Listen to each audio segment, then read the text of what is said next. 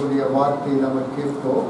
எல்லாரும் ஏசாயாவின் புஸ்தகம் 10ஆம் அதிகாரம் 27ஆம் வசனத்தை ஒருவர் வாசிங்க. 27 வாசிங்க. 10:27. 10ஆம் அதிகாரம் 27ஆம் வசனம். சுமையும்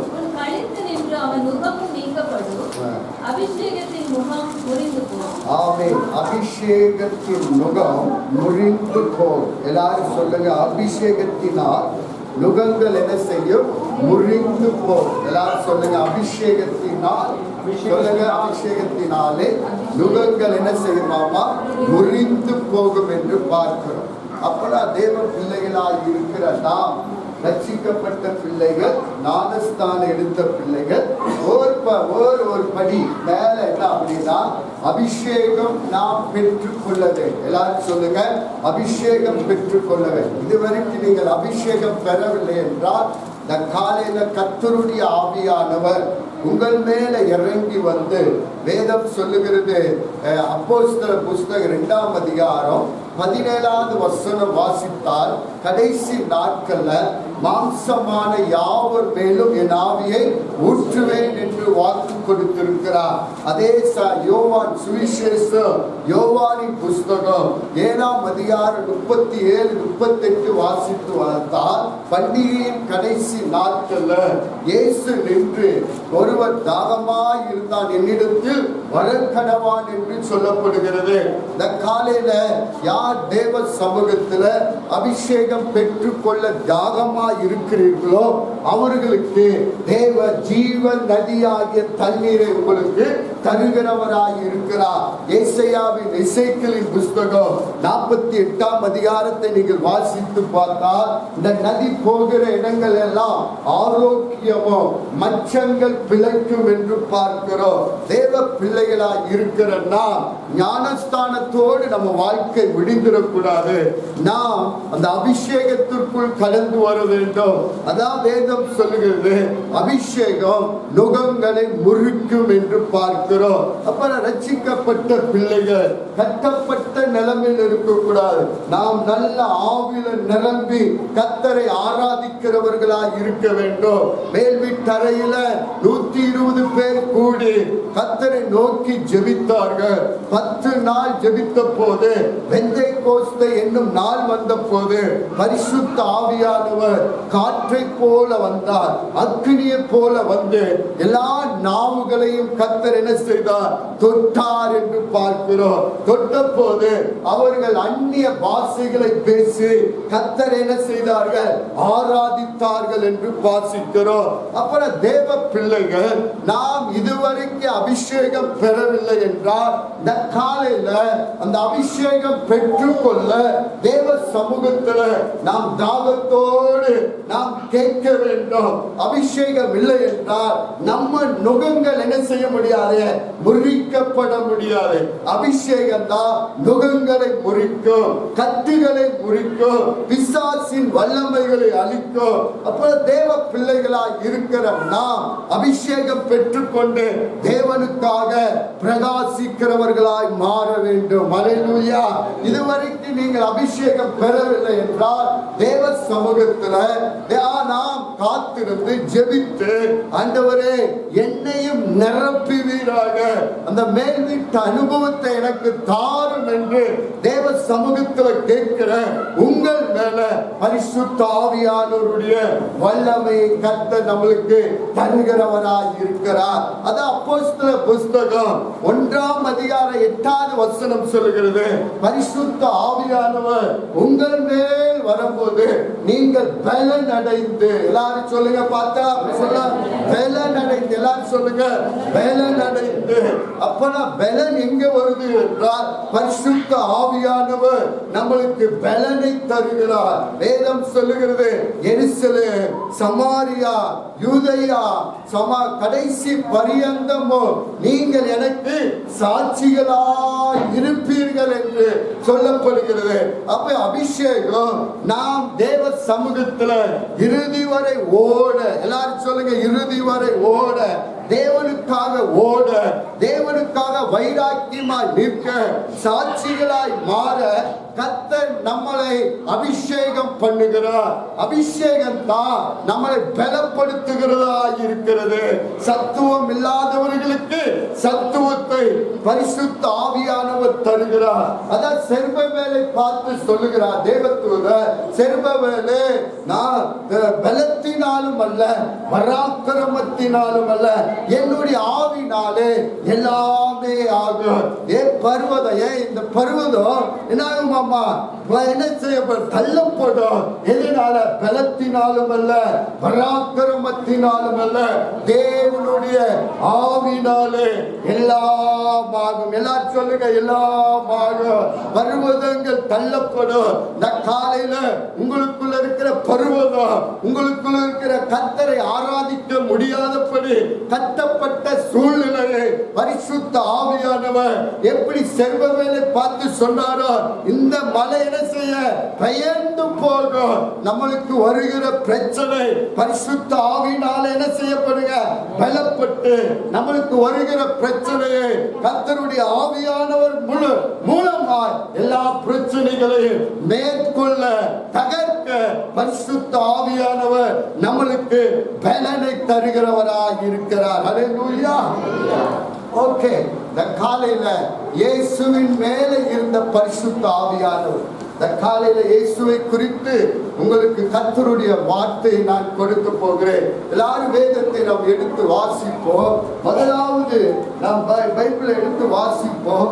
லூக்காவின் புஸ்தகம் 1ஆம் அதிகாரம் 35வது வசனத்தை நம்ம வாசிப்போம். 1:35 வாசிங்க. லூக்கா 1:35. தேவதூதன் அவளுக்கு பிரதியுத்தரமாக, பரிசுத்த ஆவி உன்மேல் வரும், நிழலிடும்,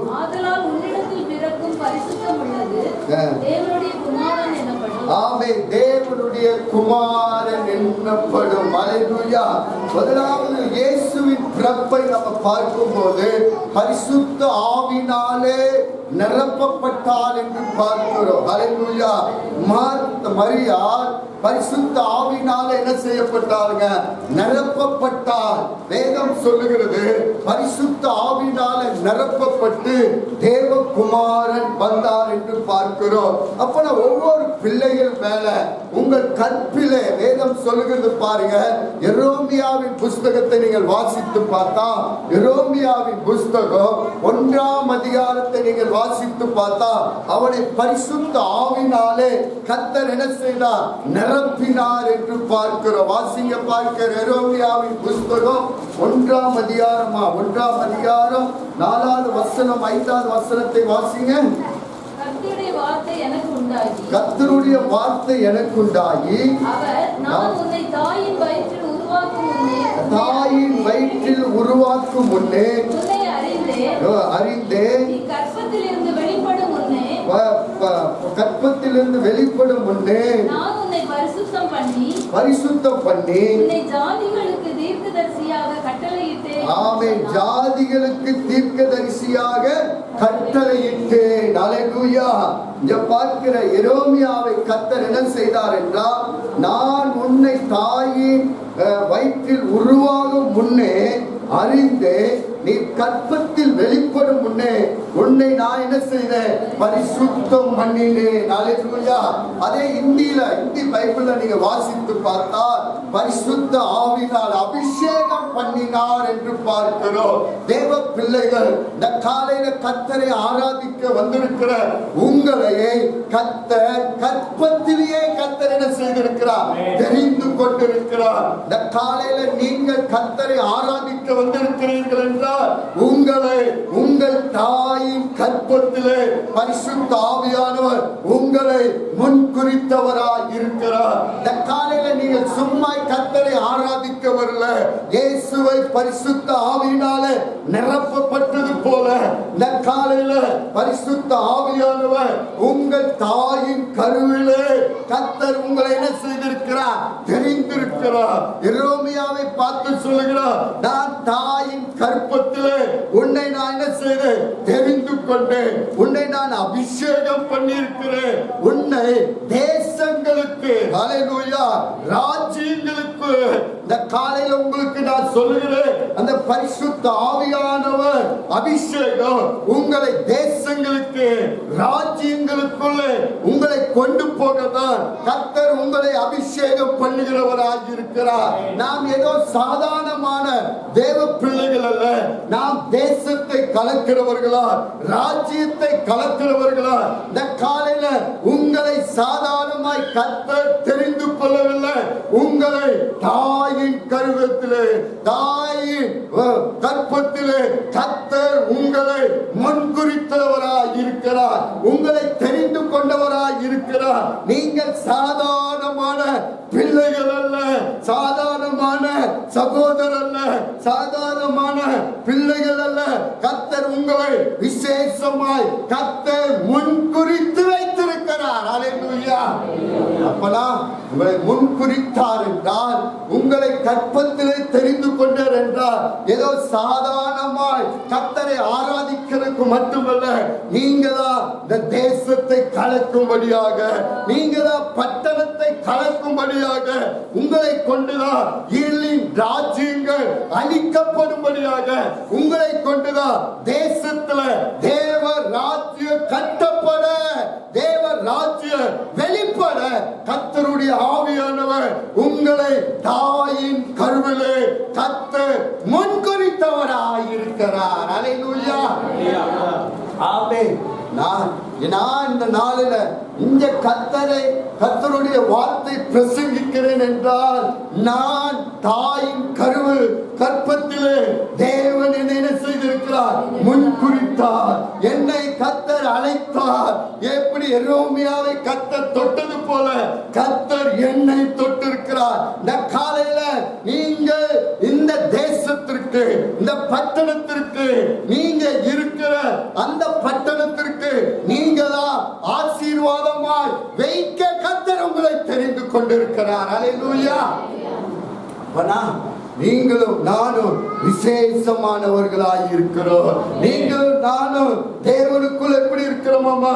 விசேஷமாய் இருக்கிறோம். ஹல்லேலூயா.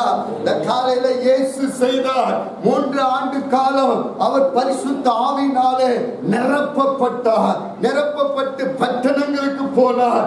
அற்புதங்களை, அடையாளங்களை கர்த்தர் செய்தார். வேதத்தை நீங்கள் வாசித்து பார்த்தால் அப்போஸ்தலர் புத்தகம் 10ஆம் அதிகாரம் 38வது வசனம் சொல்லுகிறது, இயேசுவின் மேல பரிசுத்த ஆவியானவருடைய அபிஷேகம் இருந்ததுனால அவர் நன்மை செய்தவராய், அப்புறம் பிசாசின் வல்லமைகளை அகப்பட்ட யாவரையும் என்ன செய்தாராமா?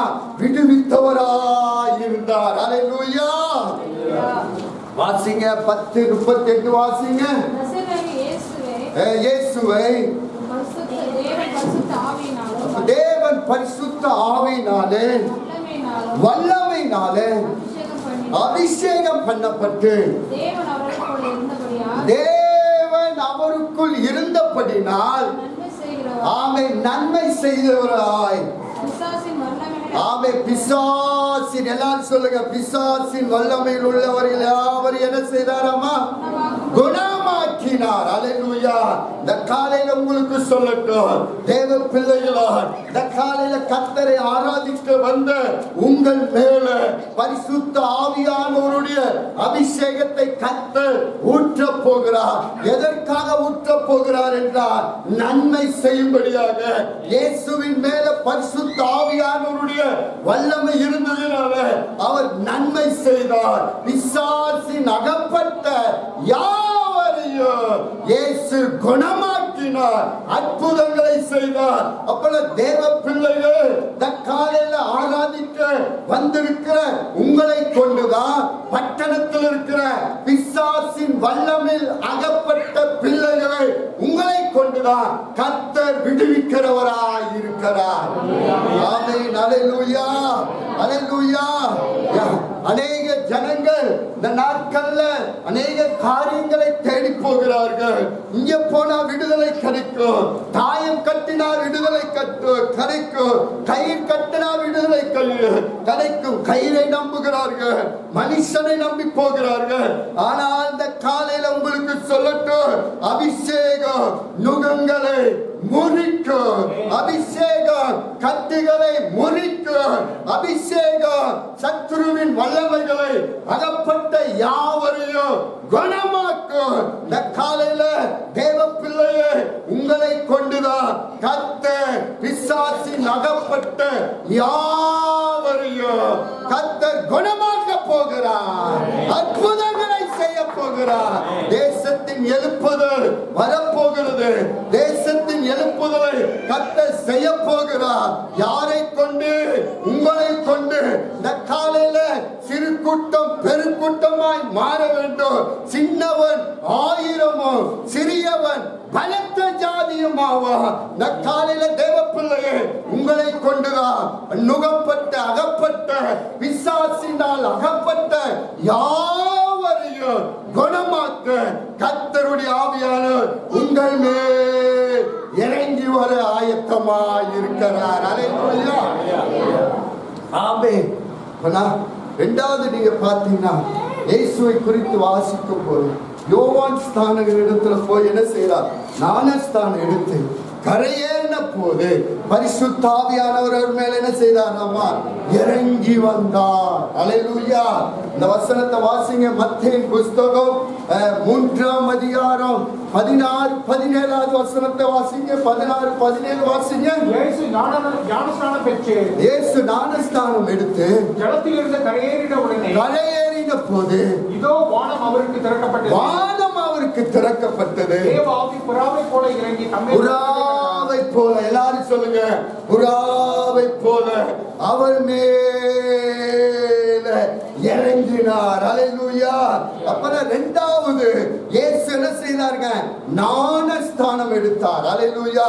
அப்பனா இதுவரைக்கும் ஞானஸ்தானம் எடுக்காத பிள்ளைகள் ஞானஸ்தானம் எடுக்கும் போது பரிசுத்த ஆவியானவர் உங்கள் மேல இறங்கி வருகிறவராய் இருக்கிறார். அல்லேலூயா. இந்த தேவ பிள்ளை இதுவரைக்கும் நீங்கள் அபிஷேகம் ஞானஸ்தானம் எடுத்த பிள்ளைகள் மேல பரிசுத்த ஆவியானவருடைய அபிஷேகம் உங்கள் மேல ஊற்றப்பட்டிருக்கிறது.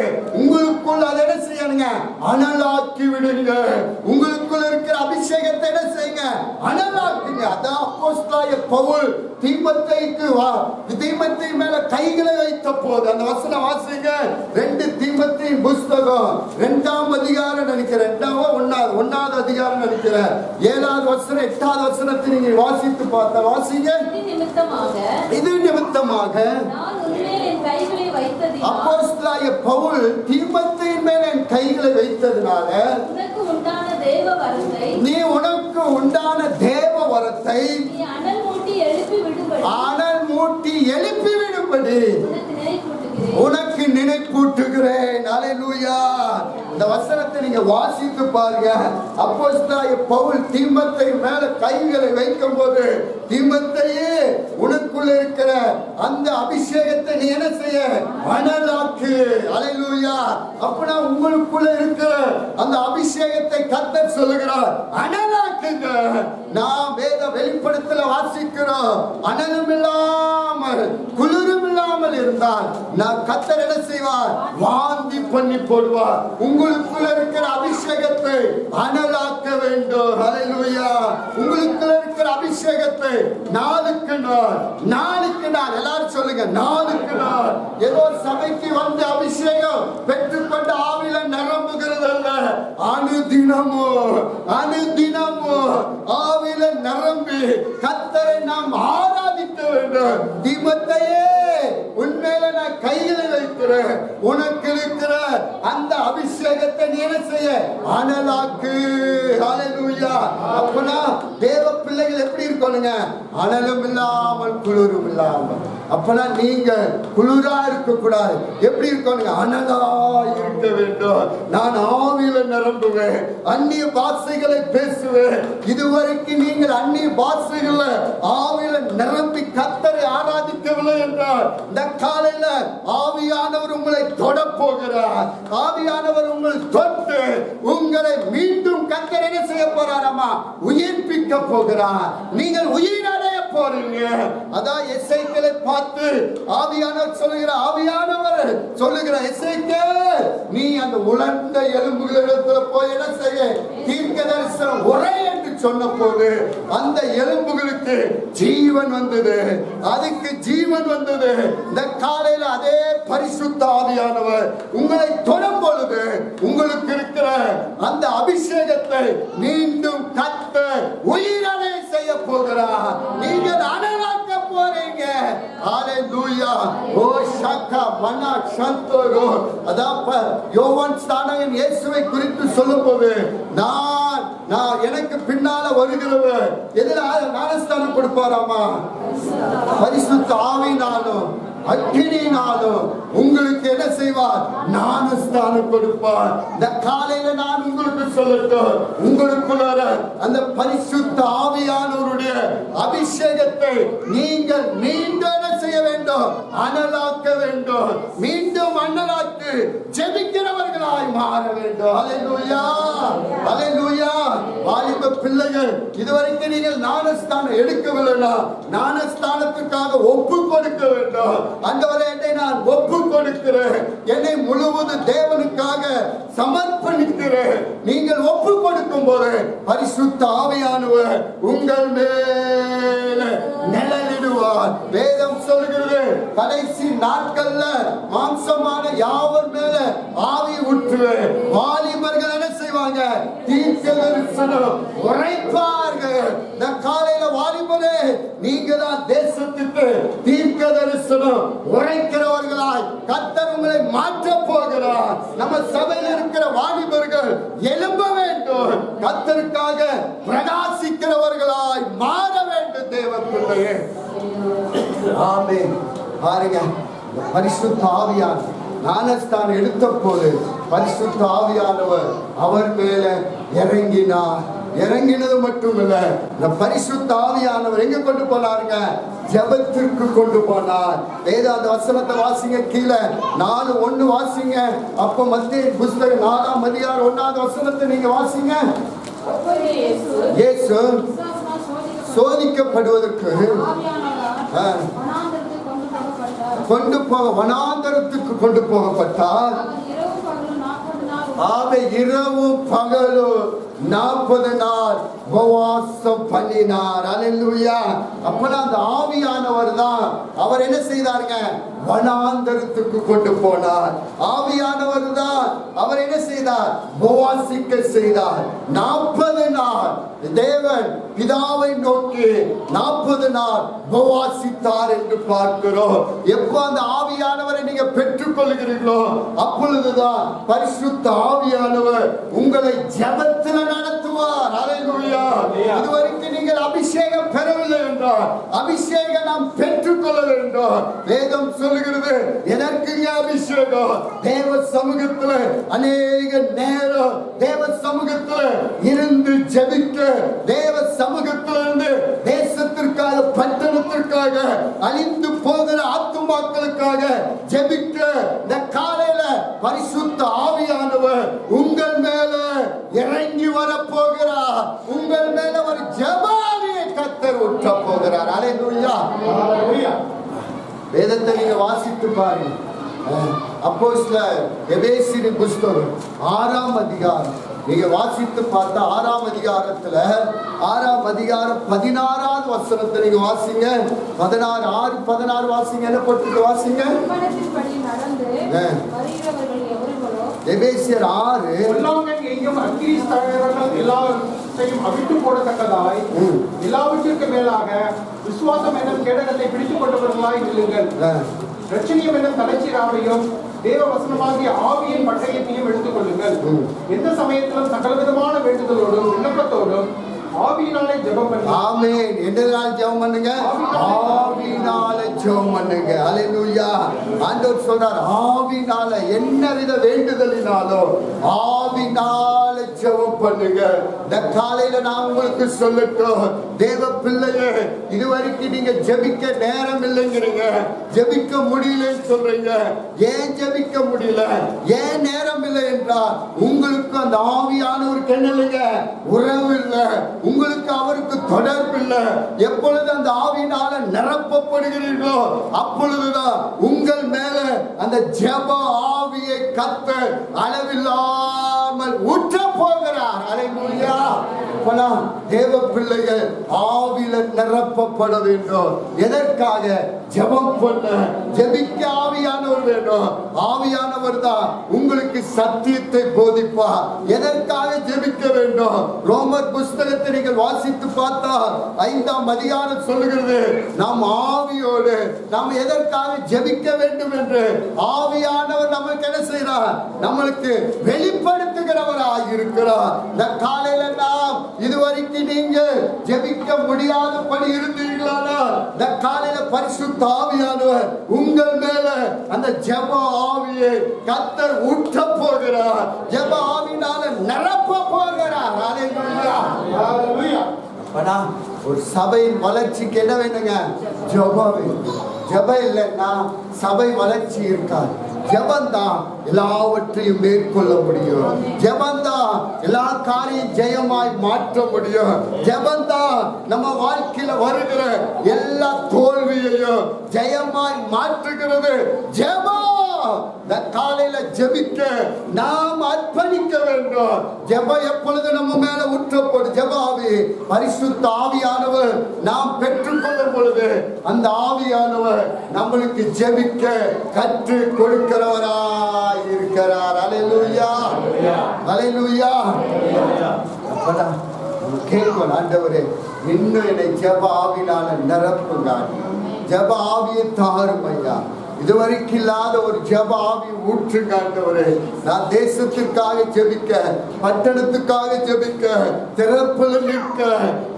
திறப்புல நின்று தேவ சமூகத்துல ஜெபிக்க என் மேல ஒரு ஜெப ஆவியை கர்த்தர் ஊற்றுங்க சொல்லி யாரெல்லாம் தேவ சமூகத்துல இந்த நேரத்துல காத்திருந்து ஜெபிக்கிறீர்களோ அவர்கள் மேல உங்கள் தேவனுடைய ஆவியை அளவில்லாமல் கர்த்தர் ஊற்ற போகிறவராய் இருக்கிறார். அல்லேலூயா. நீங்க பிலிப்பியரின் புஸ்தகம் 4ஆம் அதிகாரம் 4வது வசனத்திலிருந்து வாசிங்க. 4வது வசனத்திலிருந்து வாசிங்க. கர்த்தருக்குள் எப்பொழுதும் சந்தோஷமாயிருங்க சொல்லுகிறேன்.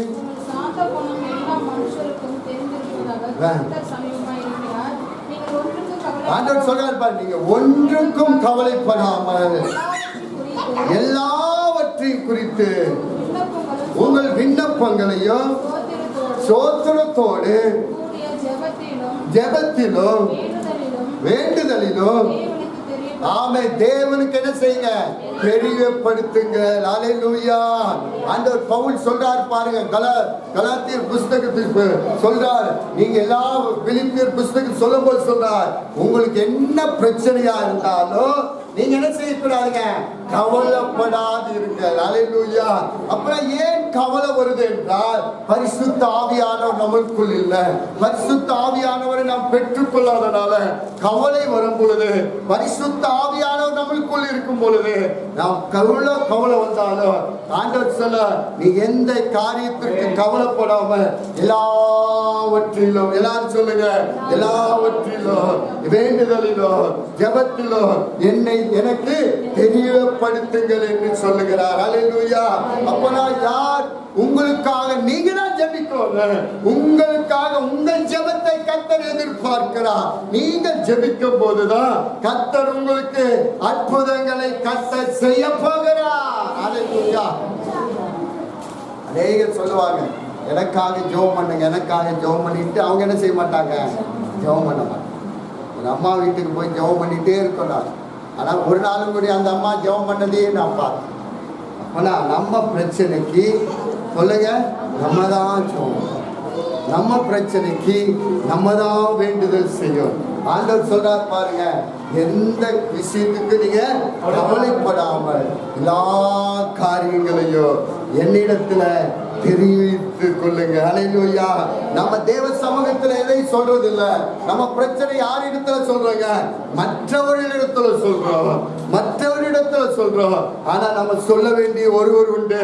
தேவன் நம்ம ஜெபத்தை கேட்கிறவர், நம்ம ஜெபத்திற்கு அற்புதங்களை செய்கிறவர். இந்த காலையில உங்களுக்கு நான் சொல்லட்டும், நீங்க வேண்டிக் கொள்வதற்கோ நீங்க நினைப்பதற்கோ மிகவும் அதிகமா உங்களுக்குள்ள கிரியை செய்கிற வல்லமையின்படியே கர்த்தர் உங்களுக்காக செய்ய தேவன் வல்லவராய் இருக்கிறார். என்னை நோக்கி கூப்பிடு, நீ அறியாது எட்டாததுமான பெரிய காரியங்களை கர்த்தர் உங்களுக்கு செய்வேன் என்று சொல்லுகிறார். இரவும் பகலும் என்னை நோக்கி கூப்பிடுகிற விஷயத்தில் நீடிய பொறுமை உள்ளவராயிருந்து சீக்கிரத்தில் உங்களுக்கு நியாயம் செய்வேன் என்று சொல்லுகிறார். இந்த காலையில நான் சொல்லட்டும், உங்கள் ஜெபங்களுக்கு கர்த்தர் பதிலை கட்டாயம் தருவார். உங்க ஜெபங்களுக்கு ஜெயத்தை கர்த்தர் தருவார். உங்க ஜெபங்களுக்கு அற்புதம் நடக்கும் தேவ பிள்ளையே. வேதம் சொல்லுகிறது பாருங்க. 1 சாமுவேலின் புஸ்தகம் 30ஆம் அதிகாரம். நீங்க வேதத்தை வாசித்து பாருங்க. இந்த தாவீதுக்கு ஒரு காரியம் நடந்தது. சத்துருவானவன் எல்லாவற்றையும் என்ன செய்தான்? சுதந்தரித்து கொண்டு போயிட்டான். ஆனால் தாவீது தேவ சமூகத்துல திடப்பட்டான் என்று பார்க்கிறார். அல்லேலூயா. முதல் வசனம் வாசிங்க சிஸ்டர். 31 வாசிங்க.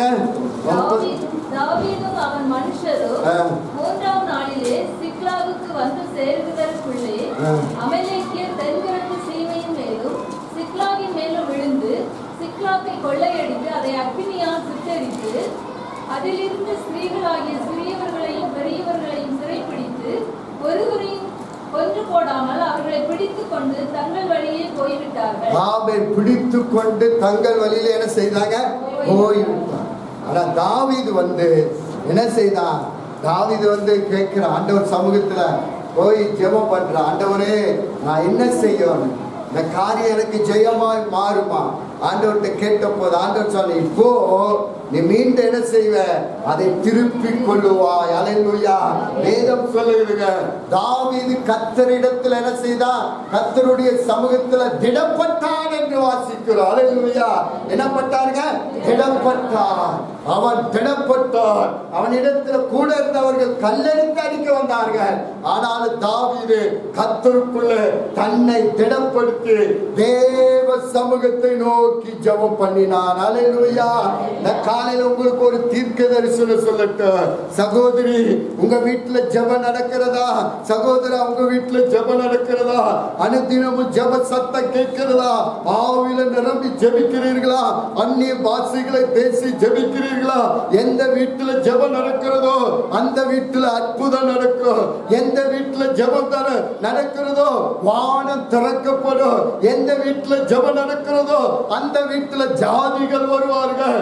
வேதம் சொல்லுகிறது, என் வீடு சகல ஜாதிகளுக்கு ஜெப வீடு என்று எழுதி இருக்கிறது. என் வீட்டுல ஜாதிகள் வரட்டும், ஜனங்கள் வரட்டும். ஜெபிக்கிற வீடுகள்ல அற்புதங்கள் நடக்கும்.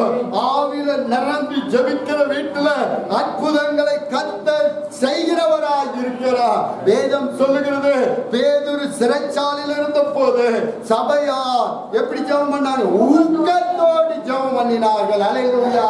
எப்படி ஜெபம் பண்ணாங்க? ஊக்கத்தோடு. அதனாலதான் பேதுரு என்ன செய்தாராமா? தூக்கத்தோடு இருந்தார். இங்க ஊக்கத்தோடு ஜெபம் பண்ணாங்க, அங்க தூக்கத்தோடு இருந்தார். ஆனா ஊக்கத்தோடு ஜெபம் இந்த தூங்குறவருடைய சிறைச்சாலையிலிருந்து கர்த்தர் வெளியே கொண்டு வந்தார் அல்லவா? இந்த காலையில உங்களுக்கு சொல்லட்டும், ஜெபம் சிறைச்சாலையின் கதவுகள் திறக்கும். அற்புதங்கள் நடக்கும், அதிசயம் நடக்கும், முடியாத காரியங்கள் முடியும். இந்த காலையில் நான் சொல்லட்டும், இந்த சபையில நாம் நம்மளை கொண்டுதான் புற ஜாதிகளுக்கு அற்புதங்கள் நடக்க போகிறது. உங்க ஜெபத்துலதான் பட்டணங்கள் அசைக்க போகிறது.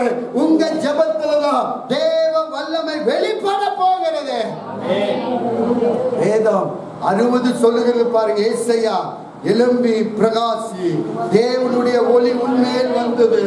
வேதம் சொல்லுகிறது, வேதம் சொல்ல அந்த வசனத்தை நீங்கள் வாசித்து பார்த்தா இருள் காரில் ஜனங்களை மூடும், ஆனாலும் கர்த்தர் சொல்லுங்க உன்மேல் உதிப்பார். சொல்லுங்க கர்த்தர் உன்மேல் உதிப்பார். ராஜாக்கள் உன்னை தேடி வருவார்கள், ராஜாக்கள் தேடி வருவார்கள். இந்த காலையில தீர்க்கதரிசனம் சொல்லட்டும், ஆண்டவர் ஜெபிக்கிற வீட்டுல ஜனங்கள் தேடி வருவார்கள். ஜெபிக்கிற வீட்டுல அற்புதம் நடக்கும். ஜெபிக்கிற வீட்டுல தேவ வல்லமை வெளிப்படும். ஆமென். காலையில வாரத்துக்கு ஒரு நாள் ஜெபிக்கிறது நல்லது, ஆனா எப்பொழுது என் வீடு ஜெப வீடாய் மாறும். என் வீடு சாதாரண ஜெப வீடு அல்ல, ஆவியில ஜெபிக்கிற ஜெப வீடு. சொல்லுங்க, ஆவியில ஜெபிக்கிற ஜெப வீடு, என் ஊக்கத்தோடு ஜெபிக்கிற ஜெப வீடு. சொல்லுங்க, என் வீட்டுல ஊக்கத்தோடு ஜெபம் உண்டு. நாங்கள் ஆவியில ஜெபம் பண்ணுவோம், ஆவியில சத்துவத்துல ஜெபம் பண்ணுவோம். இந்த காலையில அப்படிப்பட்ட ஜெபத்தை கர்த்தர் எதிர்பார்க்கிறார். அப்படிப்பட்ட ஜெபத்தை கர்த்தர் எதிர்பார்க்கிறார். நம்ம வீடு ஜெப வீடு, அது பெருக வேண்டும். சொல்லுங்க, எங்க வீடு பெருக வேண்டும். இப்ப நடக்கிற வீட்டை பார்க்கிறோம், உன்னி அநேக வீடுகள் திறக்கப்படுவதாக, பிரேயர் நடப்பதாக, என் வீட்டில் ஒரு அற்புதம் நடப்பதாக. ஆனா எந்த வீட்டுல ஜெபம் நடக்கிறதோ அந்த வீட்டுல யார் வந்திருக்கிறாருங்க? ஆவியானவர் வந்திருக்கிறார். மேல் வீட்டுல இறங்கின அதே அனுபவம். சொல்லுங்க, இந்த மேல் வீட்டுல நடந்த அதே அனுபவம் உன்னி என் வீட்டுல நடக்கிற ஜெபத்துல மேல் வீட்டில் இருக்கிற அனுபவம் வருவதாக. எல்லாரும் ஆவியில நிரப்பப்படட்டும். சொல்லுங்க, அந்நிய பாஷைகள் பேசப்படட்டும். அப்படிப்பட்ட ஜெப வீடா என்னுடைய வீடு மாறுவதாக. அப்படிப்பட்ட ஜெப வீட்டுலதான் அற்புதங்களை கர்த்தர் செய்கிறவராய் இருக்கிறார். ஆமென். அப்பனா நம்ம வீடெல்லாம் ஜெப வீடெல்லாம் இப்படியா மாறணுங்க? ஆவியில நிரம்புகிற வீடா. அல்லேலூயா. இதெல்லாம் நம்ம ஜெபம் பண்றோம், வெரி குட், நல்லது. ஆனா ஆவியானவர் பிரியப்படுவது, ஆவியானவர் உலாவ வேண்டும், ஆவியானவர் அசைய வேண்டும். வேதம் சொல்லுகிறது பாருங்க, சாலமோன் கட்டின ஆலயத்துல சாலமோன் தூபம் காட்டின போது பரிசுத்த ஆவியானவர் அக்கினியா இந்த ஆலயத்தை நிரப்பினார். நிரப்பின போது ஆசாரியர்கள் என்ன நிற்க முடியல, நிற்க கூடாதபடிக்கு பரிசுத்த ஆவியானவர் நிரப்பப்பட்டார். இந்த காலையில உங்களுக்கு நான் சொல்லட்டும், எங்க வீட்டுல பரிசுத்த ஆவியானவர் நிரப்பப்பட வேண்டும். நாங்க ஆவியில நிரம்பி கர்த்தரை ஆராதிக்க வேண்டும், ஆவியில நிரம்பி ஜெபிக்க வேண்டும். அந்த வீட்டுலதான் அற்புதங்கள் நடக்கும், அதிசயங்கள் நடக்கும், தேவ வல்லமை வெளிப்படுகிறதா இருக்கிறது. அல்லேலூயா, அல்லேலூயா. இந்த நாட்கள் வரப்போகிறது, அந்த நாட்களை தான் இந்த நாட்களாய் கர்த்தர் மாற்ற போகிறார். இந்த காலையில நம்ம அர்ப்பணிப்போம், ஆவியானவர் அளவில்லாமல் நம்ம மேல ஊற்ற போகிறார். அல்லேலூயா, அல்லேலூயா. ஒரு வசனம் நம்ம வாசிப்போமா? எல்லாரும் வேதத்தை நம்ம எடுத்துக்கொள்வோம். அதே வேதத்தை நீங்கள் வாசித்து பார்த்தால் வேதம் சொல்லு, லூக்காவின் புஸ்தகம் வாசிக்க 4ஆம் அதிகாரம் 16, 17, 18 3 வசனம் வாசிக்க. 16:4. தாம் வளர்ந்த ஊராகிய நாசரேத்துக்கு அவர் வந்து நம்முடைய வழக்கத்தின்படி ஓய்வு நாளில் ஜெப ஆலயத்திலே பிரவேசித்து வாசிக்க எழுந்து நின்றார். அப்பொழுது ஏசியா தீர்க்கதரிசியின் புத்தகம் அவரிடத்தில் கொடுக்கப்பட்டது. அவர் புஸ்தகத்தை விரித்த போது, கர்த்தருடைய ஆவியானவர் என் மேல் இருக்கிறார்.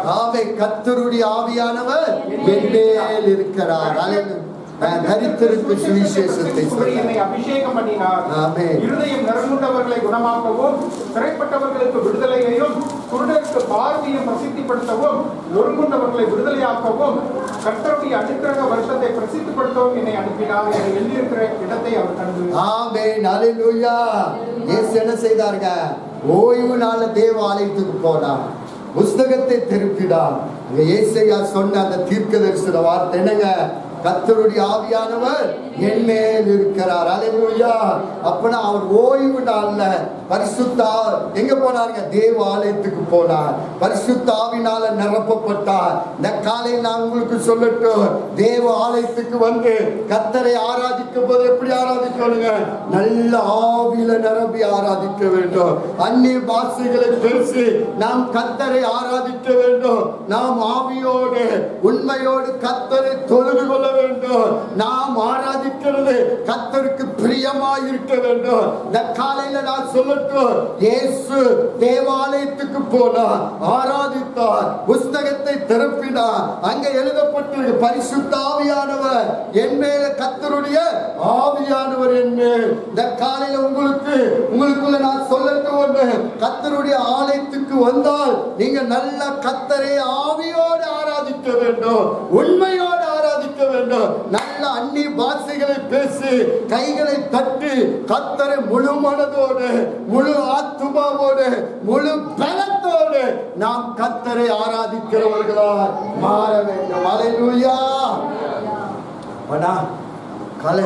ஆலயத்துக்குள் வந்தாலே நம்மளுக்குள்ள என்ன வரானுங்க? ஒரு மன மகிழ்ச்சி வர வேண்டும், ஒரு சந்தோஷம். தாவீது சொல்லுகிறான், நாம் கர்த்தருடைய வீட்டுக்கு போவோம். எப்படி போவோம்? மன மகிழ்ச்சியோடு போவோம். அல்லேலூயா. நல்ல கர்த்தரை நாம் ஆராதிக்க வேண்டும். இந்த காலையில பரிசுத்த ஆவியானவர் உங்கள் மேல இறங்கி வரப்போகிறார், உங்களை தொட போகிறார், அந்த உங்கள் நுகங்களை முறிக்க போகிறார். அந்த அபிஷேகம் உங்கள் முகத்தை என்ன செய்யுங்க? முறிக்கும். இந்த காலையில உங்களை கர்த்தருடைய ஆவியானவர் தொட போகிறார்.